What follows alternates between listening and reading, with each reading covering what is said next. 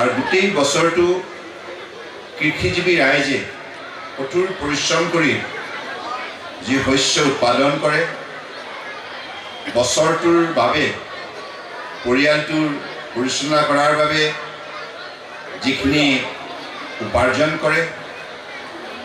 আৰু এই উপাৰ্জনৰে এটা গুৰুত্বপূৰ্ণ অংশ সকলোৱে মনেদি পৰিকল্পনা কৰে যে এই উৎসৱত তেখেতসকলে ব্যয় কৰিব। লক্ষ্য হ'ব শ্ৰদ্ধা ভক্তিৰে আমাৰ সমাজত বসবাস কৰা সকলো শ্ৰেণীৰ প্ৰতি আমি আমাৰ যিখিনি সেৱা বিভিন্ন ধৰণে আগবঢ়োৱা। গতিকে এটি মহৎ উদ্দেশ্য লৈ এই উৎসৱ পালন কৰা হয়, যি উৎসৱৰ দ্বাৰা সমাজ পুনৰ সজীৱ হৈ উঠে, সক্ৰিয় হৈ উঠে, শক্তিশালী হৈ উঠে। সমন্বয়ৰ দ্বাৰা সমাজ শক্তিশালী কৰাৰ গুৰুজনাই যিটো অমৰ বাণী আমাৰ হাতত অৰ্পণ কৰি গৈছে, সেই বাণীৰে উদ্বুদ্ধ হৈ আজি অসমীয়া জাতিয়ে প্ৰতি বছৰে এনেধৰণে সমজুৱা অনুষ্ঠান আয়োজন কৰি সমাজৰ মাজত আন্তৰিকতা, শ্ৰদ্ধা, ভক্তি, মৰম, চেনেহ বৃদ্ধি কৰাৰ প্ৰয়াস কৰে। গতিকে মই ভাবোঁ যে এই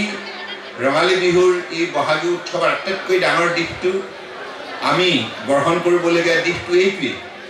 যে আমাৰ পূৰ্বপুৰুষে উপৰিপুৰুষে যিবিলাক সামাজিক সাংস্কৃতিক আধ্যাত্মিক পৰম্পৰা মূল্যবোধ আমাৰ বাবে প্ৰতিষ্ঠা কৰি গৈছে, ইয়াক আমি জীয়াই ৰখা আৰু আগন্তুক শতিকাৰ বাবেও হাজাৰ হাজাৰ বছৰৰ বাবেও এই যাতে পৰম্পৰা বাহাল থাকে তাৰ প্ৰতি বিশেষ আমাৰ মানৱীয় দায়িত্ব আমি পালন কৰা। মই ভাবোঁ যে মাজুলীৰ দৰে এখন সমাজ, যিখন সমাজ সাংস্কৃতিক দিশত বহু আগৰণুৱা, আধ্যাত্মিকভাৱেও অত্যন্ত তেখেতসকল শক্তিশালী। গতিকে এইখন সমাজে কেৱল মাজুলীৰ সমাজখনৰ বাবে নহয়, গোটেই দেশৰ আৰু পৃথিৱীৰ সমাজৰ বাবে বিশেষভাৱে সাংস্কৃতিক যিবিলাক চিন্তা চৰ্চা, সাংস্কৃতিক যিটো ধাৰা, যি সাংস্কৃতিক ধাৰাৰ যদি আমি বোৱাই ৰাখিব পাৰোঁ এটা শতিকাৰ পাছত আনটো শতিকা, তেতিয়াহ'লে সদায় সমাজখন সুস্থ হৈ থাকিব, সবল হৈ থাকিব, সহিষ্ণুতাৰে শক্তিশালী হৈ থাকিব, য'ত সংযমী থাকিব, সাত্বিকতা থাকিব, য'ত শান্তি থাকিব, য'ত সংস্কাৰ থাকিব, য'ত সৰলতা থাকিব। গতিকে সাংস্কৃতিক জগতখনৰ মাজত এই শক্তি বিৰাজমান। গতিকে মাজুলীৰ ৰাইজে যুগে যুগে এই কথাটো প্ৰমাণ কৰি আহিছে যে আমি সমাজ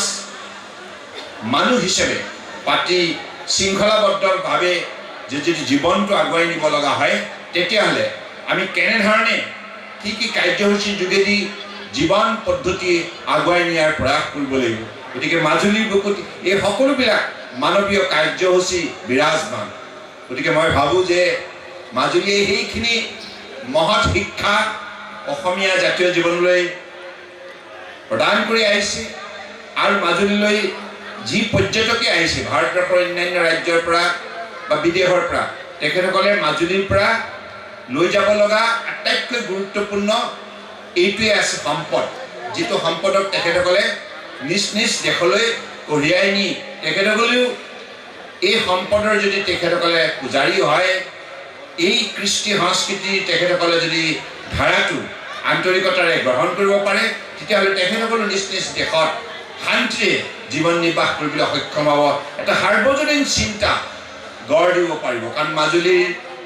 বুকুত সেই শক্তি বিৰাজমান। গতিকে সেইকাৰণে মাজুলীৰ ৰাইজৰ সৈতে কাম কৰাৰ যি সুযোগ মাজুলীৰ ৰাইজে মোক দিছিল, মই সদায় আপোনালোকৰ ওচৰত চিৰকৃতজ্ঞ। কাৰণ আপোনালোকৰ মাজত কাম কৰি মই এইটো কথাই শিকিলোঁ, সমাজখনে আমাৰ ইয়াত বিভিন্ন জাতি জনগোষ্ঠী আছে, সত্ৰীয়া সংস্কৃতি পৰম্পৰা আছে, বিভিন্ন জনজাতি, অনুসূচিত জাতি, বিভিন্ন বাৰে ৰখনীয়া কৃষ্টি সংস্কৃতি হাৰুৱা পথাৰ আছে। প্ৰত্যেকটো জনগোষ্ঠীৰ নিজস্ব যি পৰম্পৰা আছে এইবিলাক অত্যন্ত সুন্দৰ পৰম্পৰা আৰু যি পৰম্পৰাৰ যোগেদি এখন মানৱ সমাজত মানৱীয় অনুভূতি গঢ় দিব পাৰে আৰু সেই অনুভূতিবিলাক হয়তো এতিয়া উঠি অহা চামটোকো তেনেধৰণে গঢ় দিয়াৰ বাবে আপোনালোকে প্ৰয়াস কৰি আহিছে আৰু এই চেষ্টা অব্যাহত ৰাখিব লাগিব কাৰণ আমি পৃথিৱীৰ বুকুত আমি যান্ত্ৰিকভাৱে বহু শক্তি আয়ত্ত কৰিব পাৰোঁ কিন্তু মানৱীয় শক্তি আয়ত্ত নকৰিলে জীৱন অসম্পূৰ্ণ হয় গতিকে সেইকাৰণে কেৱল যান্ত্ৰিক দিশত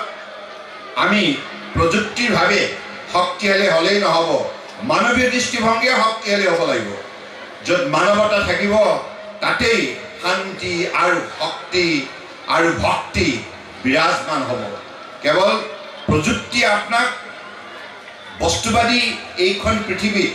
বিভিন্ন ধৰণৰ সা সম্পত্তি প্ৰদান কৰিব পাৰে কিন্তু মানৱীয় অনুভূতি এই প্ৰযুক্তিয়ে প্ৰদান কৰিব নোৱাৰে মানৱীয় অনুভূতি প্ৰদান কৰিব লগা হ'লে মানৱতাৰ পূজাৰী হিচাপে আমি আমাৰ জীৱন কাৰ্যসূচী আগুৱাই নিব লাগিব আমি তেনেধৰণে নিজক আমি পৰীক্ষণ প্ৰদান কৰিব লাগিব আৰু যি পৰীক্ষণ প্ৰদান কৰাৰ বাবে ব্যৱস্থা প্ৰৱৰ্তন তাহানি কালৰ পৰাই উপৰি পুৰুষে আমাৰ মাজত প্ৰদান কৰি গৈছে গতিকে মই আজি শুভক্ষণত এটাই কথা কওঁ সমন্বয় মই সদায় এই কথাটো কৈ খুব ভাল লাগে আৰু গুৰুজনাৰ ওচৰত মই চিৰকৃতজ্ঞ গুৰুজনাই ইমান সুন্দৰ আমাক কৈ গৈছে সমন্বয়ৰ দ্বাৰা সমাজ শক্তিশালী হয় সমন্বয়ৰ দ্বাৰা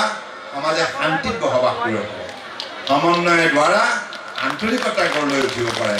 সমন্বয়ৰ দ্বাৰা শ্ৰদ্ধা ভক্তি মৰম চেনেহ ভাতৃত্ববোধ গঢ় দিব পাৰে গতিকে সেইবাবে মাজুলী সমাজখন সদায় মিলা প্ৰীতি থাকিব মোৰ সেইটোৱেই অন্তৰৰ পৰা আপোনালোকৰ ওচৰত আহ্বান মই এইকাৰণে এই বাৰ্তাটো দিবৰ কাৰণে মই আহিছোঁ আজি বহু মঞ্চত মই গৈছোঁ কিন্তু মাজুলী ৰাইজে এই অভাজনক বহুত বেছি মৰম দিছে মই নিজেও এইখিনি অভিজ্ঞতা ভাল লগা অভিজ্ঞতা মোৰ জীৱনৰ ধুনীয়াকৈ সঞ্চয় কৰি ৰাখিছোঁ মাজুলীলৈ যেতিয়াই আহিছোঁ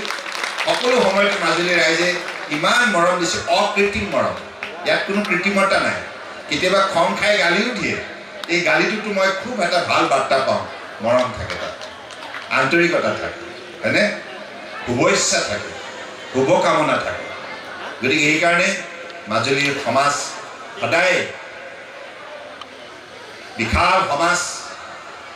মনৰ বিশালতা আছে উদাৰতা আছে মানৱতা আছে আন্তৰিকতা আছে গতিকে এইখন সমাজ এনেধৰণে সদায় সুন্দৰ হৈ থাকক